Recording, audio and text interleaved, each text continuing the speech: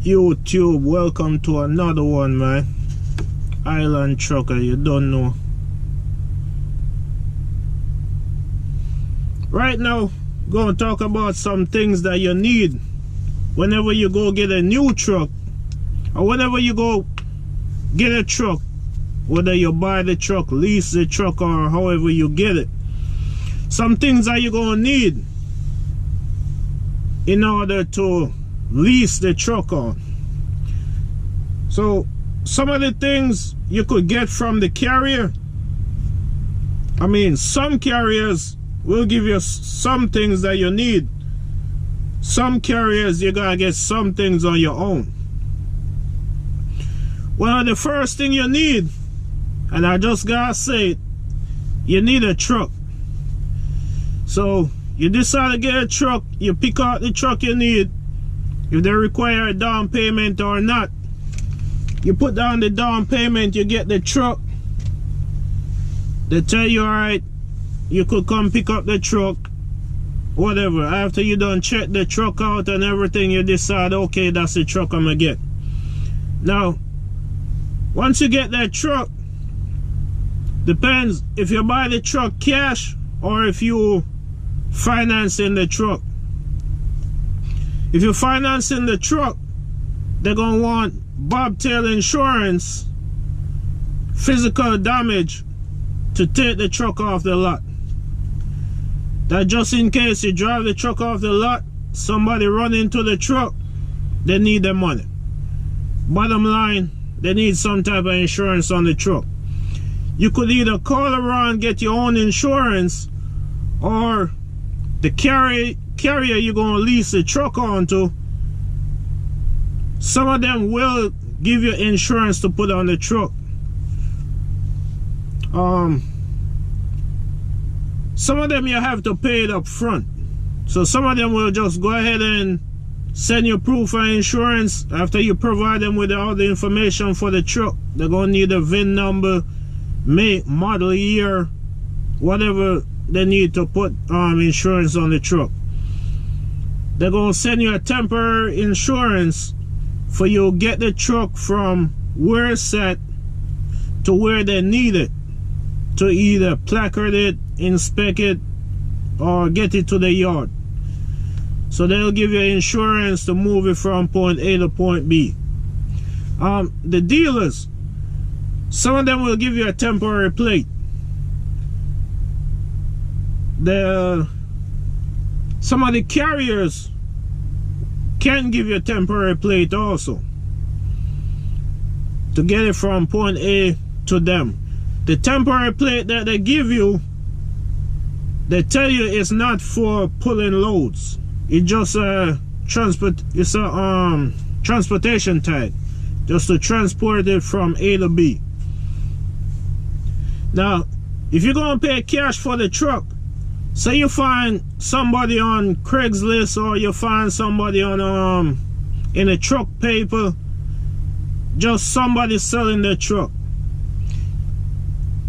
you could take the risk of moving the truck from point A to point B without that temp tag. But I highly recommend getting insurance on it, just in case you have an accident or somebody run into you. At least you have insurance on the truck. You could take the chance and move it without insurance, but I wouldn't recommend you doing that. Okay, so all that right there is just to move the truck from point A to point B. Now, once you're going to lease the truck onto the carrier, so you're going to the carrier with the truck. You find a carrier you want to lease onto, and you go in there with the truck. Some carriers want you to pay the $22.90 up front. The $22.90 is $550 for the year. So they'll tell you, hey, we need proof of your $22.90. You could go online, pay it. It's third-party services out there where you could pay your $22.90 online. They'll email you the proof within 15 minutes. So within 15 minutes, you have that stamp copy in your email, and you could email that to the carrier that you're going to lease the truck onto. Now, when you, first of all, when you check out that truck, you need to make sure some DOT required items are in that truck, because some of the dealers, if it's not in there, they'll put it in there for you. Some of them, they might sell you the truck as is, so whatever not on there, it's your responsibility to put it on there. Another thing, some carriers, your fifth wheel gotta be a certain height.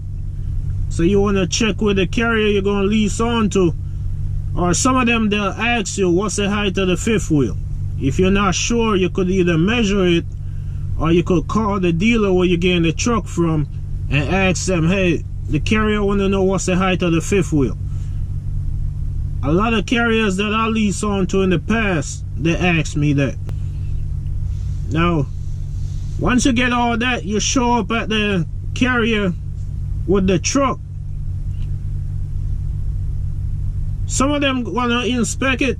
Some of them give you the go ahead to go to an outside source and inspect it. Some of them have just certain places that they accept their inspection, like they might say any major truck stop, they might say a dealer or something like that. Or some of them, they'll have their small mom and pops company that they work with, so they'll send you over there to go get the inspection. Some of them, they'll install the e-log at their shop, or they'll send you to an outside source to get it installed. They'll pay for the installation, but they're paying for it indirect. I mean, they're paying for it directly. You are paying for it indirectly.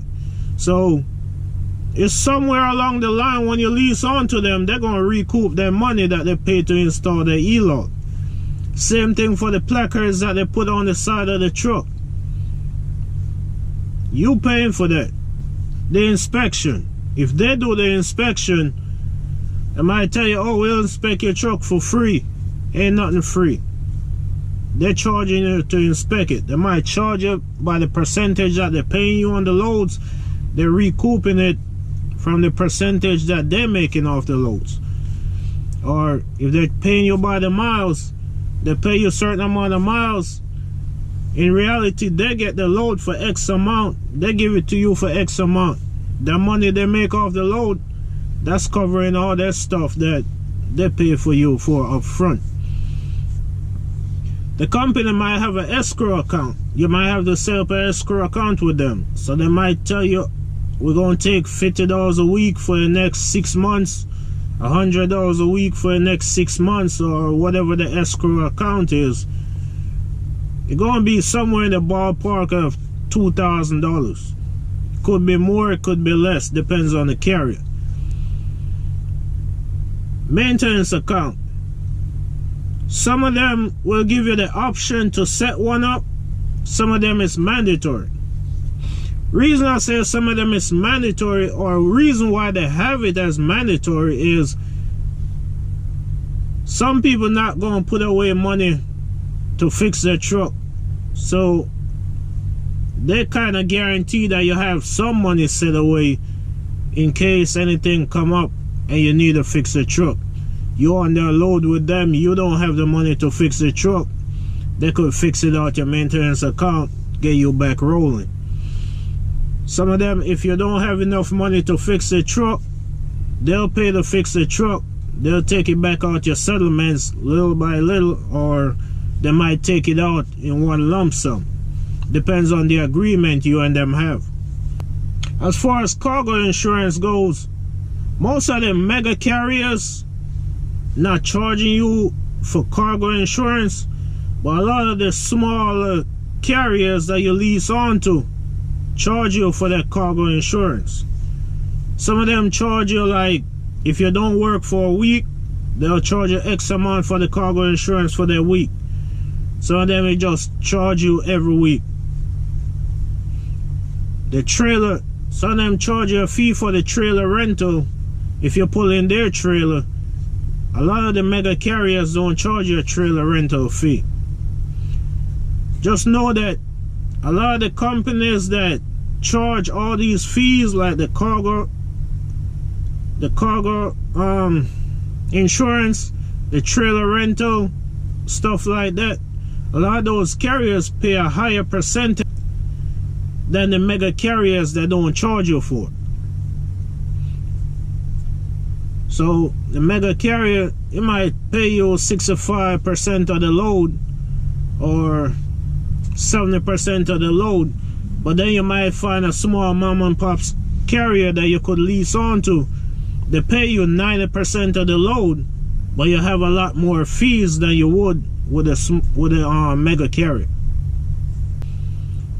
So in a nutshell, man, when you go to get a truck, it all depends on where you're going to lease the truck onto and where you get the truck from, how much you got to spend out of pocket to even take that truck off the lot or to sign that truck on with that carrier.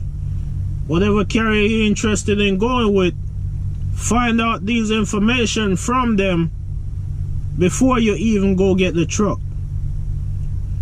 Because you don't want to go get the truck and then you have these expenses that you wasn't expecting, and now you have the truck parked up because you didn't know you had to pay all this stuff up front.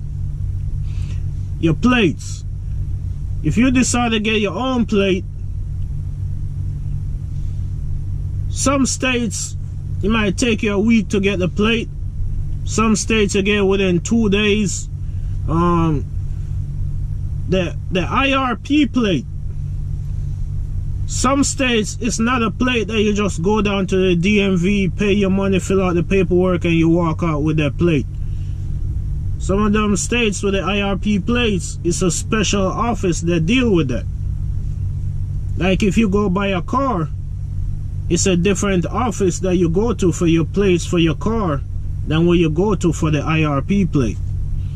If you just get the apportion plate, that's a lot easier to get. It's just like going to get a plate for your car. You go down there, pay your money, fill out the paperwork, and you walk out with a plate. Now if you're leasing the truck or you're financing the truck, if the truck is titled in another state, your DMV, you might need a power of attorney from the financing company in order for you to plate the truck in that state. Some financing company won't let you plate the truck in certain states. So you need to check with that financing company that you're getting the truck from. Make sure that the state you're planning to register the truck in, they allow you to register the truck in that state. There's one financing company out of Texas that won't let you register their trucks in North Carolina. So, and that's something I didn't know. I was just checking out a blog the other day, and the guy, he was upset because he went and got the truck from them. He from North Carolina, and they wouldn't let him plate the truck in North Carolina for whatever reason, I don't know. But that was something new to me. So more than likely, if that company doing it, it's probably some other ones out there doing it that we don't know about. So that's just a quick overview, man. Some of the things you need to think about when you're going to get a truck. And it depends if you're going to run local or if you're going to run regional or OTR, meaning you're going to stay in your own state, your home state, or you're going to cross state line. Also the IFTA. If you're going to cross state line, you need IFTA. You need to check with the carrier that you're going to lease a truck on, see if they provide you with IFTA or if you gotta get your own IFTA. Some of them, even if they will provide it for you, they still will give you the option if you want to go set up your own IFTA account. And then now some of them, if you set up your own IFTA account, you gotta track your own IFTA fuel. That's just stuff to think about, man.